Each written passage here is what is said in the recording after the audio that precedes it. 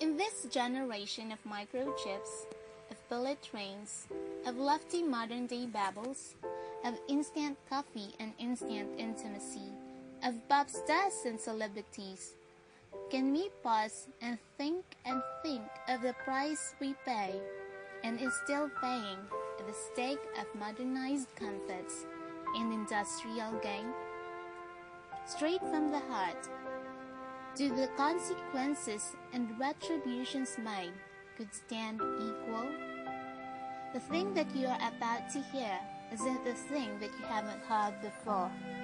This is not an aberration, neither an exaggeration from the desperate, but the naked truth. Can I begin to savor your patient, loving silence? Our planet is amazing. Though marked by sin, yet God's perfect handiwork, His handwriting remains.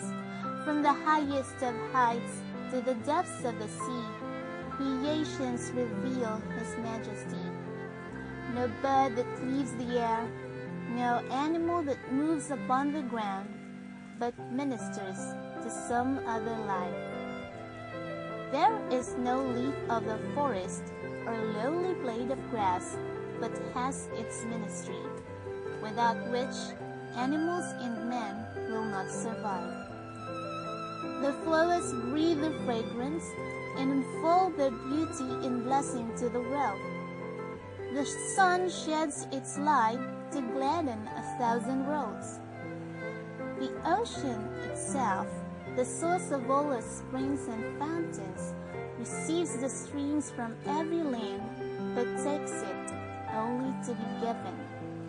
The mists ascending from its bosom fall in showers to water the earth, that it might bring forth and bud.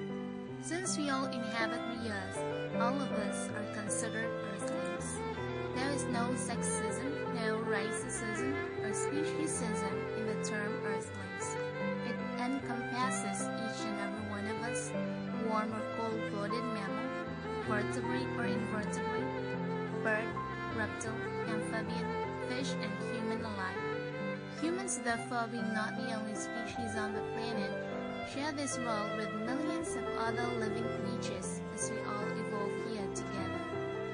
Plato said that necessity is the mother of invention. While it is indeed great to innovate for need, we did it for greed. It has become appallingly obvious that our technology has exceeded our humanity. Men became tools of their tools. We received information all day that we lose our common sense. Indeed, common sense became so uncommon to the extent of being an endangered species. We are so engrossed to the bigger scale that we forget that it's the little things that we do that matters in the long haul. Think about this. Our streets are suffering from the monstrous plague of chewing gums, when in fact, it's not really that traumatizing to dispose this waste properly. To birds, this looks like bread, and when they eat it, some of them die. The world might one day exchange its sweet aroma for the stinky pee from men who are ignorant and who thought that everywhere is a bathroom. Your every little bit hurts. Your litter is antisocial. Fasten your seatbelts as I bring you to this island, which is 1,000 miles away from the civilization. Watch and watch. Their existence might not be felt, and so as with their death, but not today. Most of these creatures died from the same cause. Hear me out. Your trash could be a death rash, not only to the animals, but to the humans also. Granted, these animals do not have all the desires we humans have. Granted, they do not comprehend everything we humans comprehend.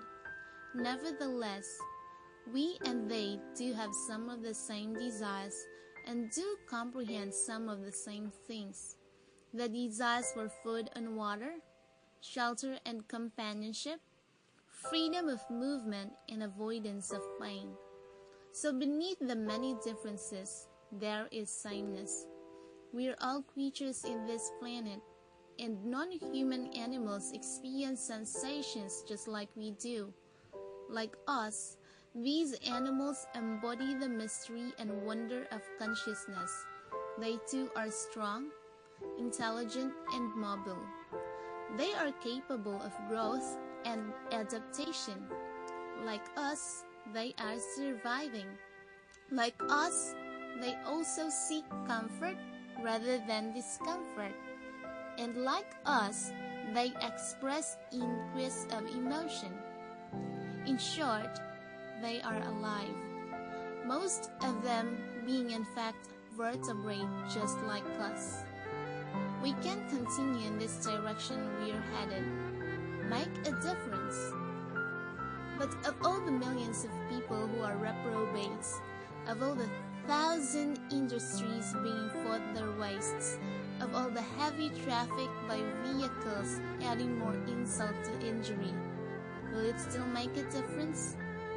Well, drop a pebble in the sea and watch the pebble travel and create some splashes. Our thoughts and actions are just like pebbles being dropped in still waters. They create ripples that spread and expand as they move outwards.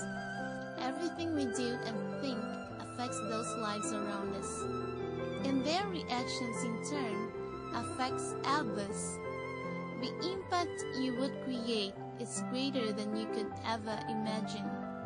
Every decision you make will reap a far-reaching result.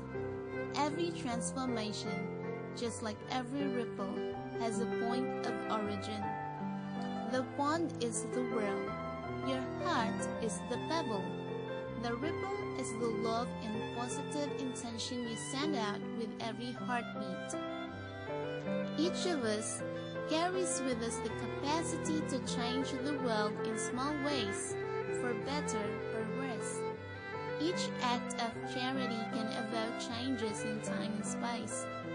The momentum of your influence will grow as your ripple moves outward and outward, until the ripple will grow into a wave.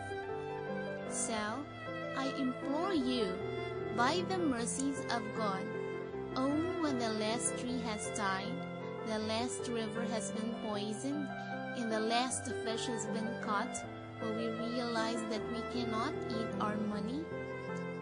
In behalf of the fishes in the sea, in the fowls in the air, in behalf of every creeping creature on the ground, and in behalf of the hearts whose sentiments resembled with mine, make a difference even just for one. Pass it on. Gracias.